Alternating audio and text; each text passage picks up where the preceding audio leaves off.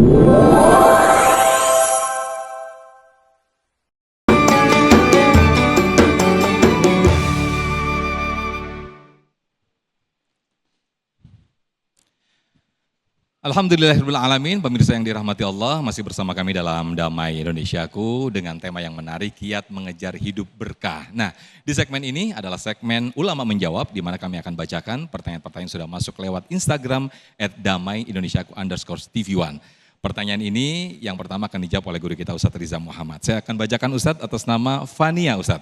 Izin bertanya, bagaimana cara menghindari perbuatan dosa yang bisa menghilangkan keberkahan? Apa mengeluh capek bekerja itu bisa menghilangkan keberkahan dalam rezeki Ustadz? Silakan Ustadz Riza. Boleh sambil berdiri bersama saya biar semakin dekat dengan jamaah Ustadz.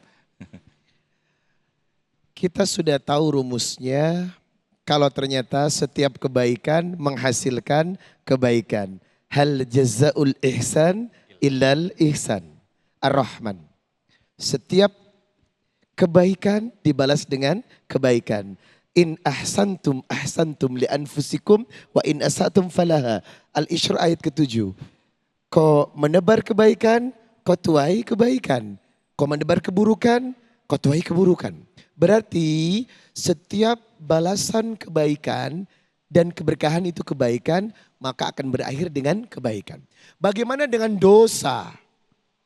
Apakah akan membuat kita terpuruk hingga mengangkat keberkahan? Jawabannya iya. Surat Toha ayat 124, "Wa man a'rada an dzikri fa inna lahu ma'isyatan dongka wa nasyuruhu yaumal qiyamah." Barang siapa yang berbuat dosa, berpaling dari peringatanku, wa man a'rada an dzikri, dia betul-betul berkhianat kepada Allah, maka Allah akan sempitkan hidupnya dan sempitkan rezekinya. Jadi otomatis dosa itu menggelisahkan Besti. Setuju? Dosa itu nggak bikin tenang Besti. Setuju? Dan dosa itu mengurangi rizki. Otomatis yang harusnya baik jadi nggak tenang. Diangkat keberkahannya karena perbuatan dosa. Otomatis ayat ini menggambarkan hilangkan dosa dan maksiat kalau ingin hidupmu berkah. Sebab maksiat dan dosa akan menyempitkan urusan hidupmu dan menyempitkan rezekimu. Mengeluh apakah bagian dari mengurangi keberkahan? Jawabannya adalah iya.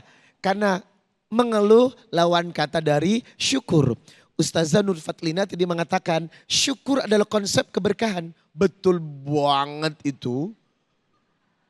Halo. Tapi kalau saya tadi agak sedikit geli tuh. Ada uang dan tidak uang, jangan ada uang ataupun ada tidak uang jangan marah ya. Ah bohong.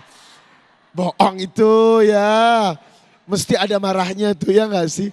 Tapi kalau sampai melakukan apa yang kata Ustazah itu. Ada uang dan tidak ada uang itu tetap baik. Keren itu. Karena tetangga sebelah ada uang abang. Tak ada uang. Astagfirullahaladzim.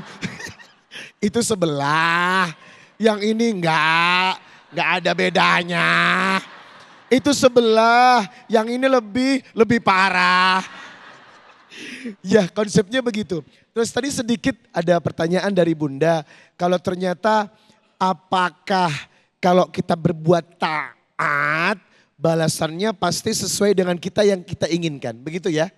Betul Ustaz. Nih kasih sedekah 100, baliknya 1 juta bisa gak sih? Ya gak sih ya? Selalu orang mengharapkan begitu ya gak? Sebenarnya tidak selalu seperti itu. Artinya kalau beribadah dan melakukan ketaatan udah. Karena Allah saja.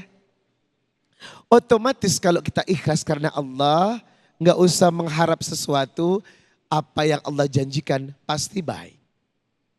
Khawatirnya Anda kecewa.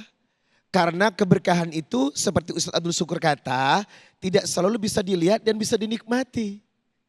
Bisa dirasakan iya, hati yang tenang, berkah loh. Walaupun hidup sederhana makan dengan kerupuk, kuahnya garam, ya Allah. Tenang banget ya gak sih? Karena dia berkah, gak banyak menuntut. Ada istri yang begitu kok. Abang, Nggak apa-apa, abang nggak ada uang. Yang penting abang selalu bersamaku. Cie. Ada yang begitu. Ada yang begitu, tapi nggak banyak, ya nggak sih? Yang begitu berarti yang dapat berkah. Maka sebaiknya dalam melakukan ketaatan, ikhlaskan karena Allah. Efek dari ketaatan pasti ada. Wa may yattaqillah yaj'alahu makhraja atau wa may yattaqillah yaj'alahu min amri yusra. Hidupnya pasti dimudahkan. Ini janji Allah. Demi Allah hasilnya pasti baik. Asal satu aja taat. Sekarang pertanyaannya, ibu ini taat apa kadang-kadang taat? Oh pantas. Ibu ini mutmainnah apa mutmutan? Ah mutmutan. Jangan mutmainnah ya, insya Allah. Begitu jawabannya. Baik, Masya Allah, terima kasih Ustadz Riza Muhammad yang telah memberikan jawaban yang sangat luar biasa. Kembali lagi kita ingatkan bahwa memang keberkahan yang kita rasakan dalam hidup ketika kita selalu ada ketenangan, kedamaian, dan selalu ada syukur. Itu tadi yang disampaikan oleh guru kita juga Ustazah Nur Fadlina. Untuk itu tetaplah bersama kami pemirsa, di segmen berikut kami masih akan bacakan pertanyaan-pertanyaan yang sudah masuk lewat Instagram dalam segmen Ulama Menjawab. Tetaplah bersama kami dalam Damai Indonesiaku.